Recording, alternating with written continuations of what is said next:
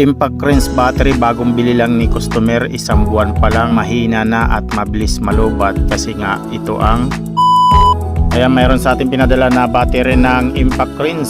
Ayan, 10 pieces ang laman nito, mga master. Isang buwan pa lang sa may-ari at mahina na, mabilis malubat. Ilang minuto lang, lubat agad kahit bagong charge lang, kahit full charge. Kaya pubuksan natin, mga master, kung bakit mabilis siyang malubat. At syempre, yung mga ganitong senaryo, pagka mumurahin ay alams na kung ano ang laman, kaya mabilis malubat. Ayan, syempre, pagka mumurahin, hindi gaanong quality yung kanyang performance. Kaya wag na tayo magtaka sa mga mumurahin. Kaya dito natin malalaman kung ano ang laman nito. At syempre pinapa-upgrade dito sa atin ng prorated brand new cells battery at mataas yung kapasitor. At ayan na, mga master, nabuksan na natin. At finally, ito yung kanyang laman, mga master. Ayan.